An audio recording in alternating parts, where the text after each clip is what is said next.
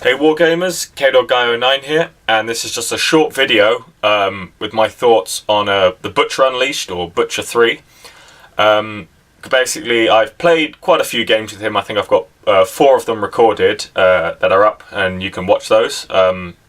So yeah, you might want to watch those before you watch this, because I'm going to be talking a little bit about those battles that I played, and then a few others that I didn't manage to record.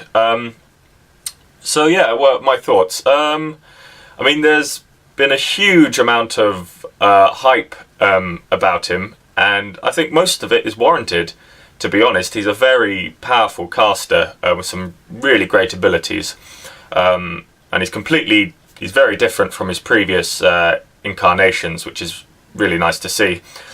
So yeah, so after playing with him, the pros of Butcher 3. So I've got a little script here.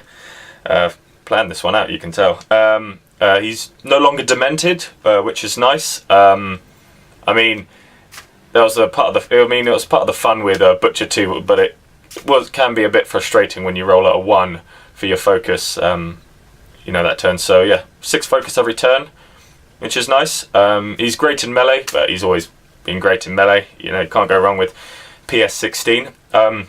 Now he's got a huge threat range. If you look at his spells, with Energizer, with a possible Vengeance move, Impending Doom and Reach and all of this stuff, he's got a very, very long threat range, and he can charge something, kill that, and then energize, and then drag something in, and then, so, you know, your opponent, it's great for, you know, board control, you know, making, you know, sort of keeping your opponent off objectives.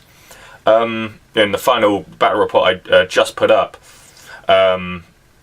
spoilers here about what happened, you can see he was forced to move his caster, because we were playing close quarters. He was forced to move his caster to score on the objective. However, that left him in range of the Butcher, and Butcher was quite far back in that game, and I did manage to get into base to base. You know, I did manage to attack his caster, but yeah, it didn't go. Some appalling dice rolls didn't help there. What else? Silence of Death is a really nice spell for anti-hordes, simply because it means that damage can't be transferred. So warcasters, they usually, you know, they could cancel their focus and buff their armor. In hordes, it doesn't do that. They use it to transfer to their warbeast, but Butcher's just like, no, you can't do that. You're going to take all of the damage, and he's PS16, and so it means he's probably going to be doing, you know, straight damage against most warlocks out there, if not +1.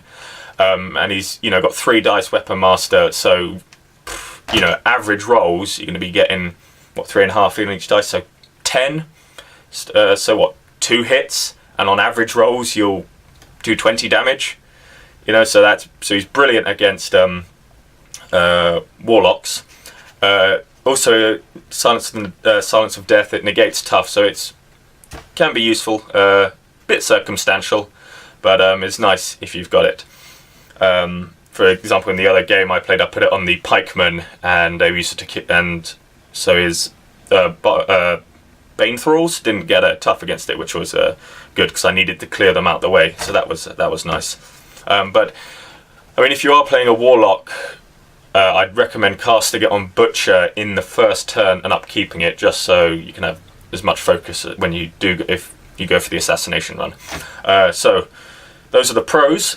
Now, cons of Butcher. He gives pretty much no support to his army. I mean, all of his spells are ones for him, pretty much. Which is, I mean, that's just the style he is. But personally, I'm not a big fan of that. I do like, I mean, some of my favourite casters are, you know, like E-Sorsha, you know, the Vlads, the Irisks, where they can really support their troops. Yeah, that's just, I mean, he is good, but that's just something that puts me off him a little bit, and means I probably won't be fielding him as much as some of the other casters. Also, now all the other factions are a bit worked up about him. They can use specific counters to him. For example, the Covenant of Menoth, Orin Midwinter, Chromac, and Dahlia, which is one of the Horde's mini warlocks, they all have stuff that either stops spells or stops orders, and because all of his stuff is reliant on spells, that's a bit of a bugger. And orders as well, because he's a unit. If you can't give orders, then he can't run or charge, which is really bad for him. Also, other cons, he's lost Conferred Rage, which is, I mean, yeah, I mean, it would have been a little bit too much if he had Conferred Rage, but it was quite a nice thing with Epic Butcher.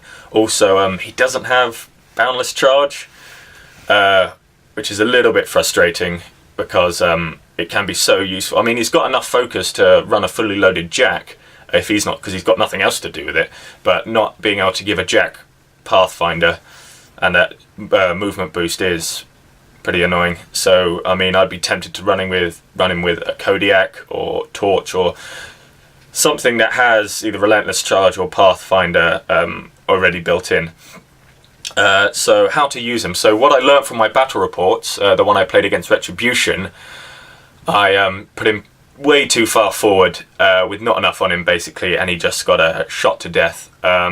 So yeah, you really need to hold him back. So choose stuff that can operate well on its own. So maybe, you know, Winter Guard with Joe, if you're not obviously need him in another list if it's a tournament or something. Black Dragons, always good because they can be, you know, nice and tough with their mini feet and they can hit pretty hard with their CRAs. Things like that.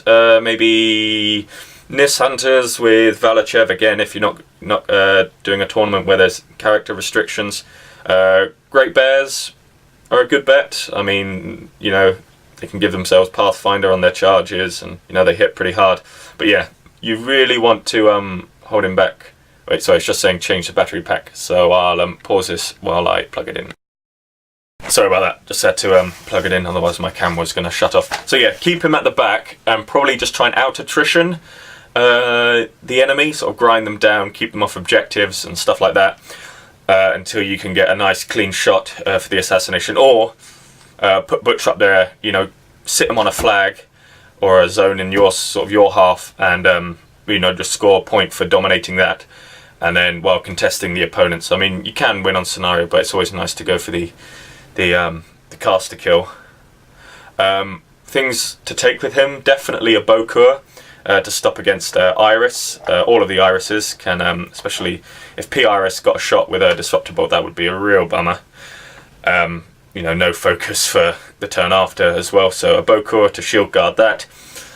With his Wargus, ideally you want one behind him, so he gets Boundless Charge, so he gets Relentless Charge granted to him, but you want one up front, so if it dies, then you get your 3-inch Vengeance move. Also, there's been a lot of talk about people using Madeline with him, which is a really good idea, because then you can, in the maintenance phase, you can move possibly 3, because if you get the Vengeance, and then 3 with Madeline, so you can move advance 6 inches in the maintenance phase, which just increases your threat range hugely.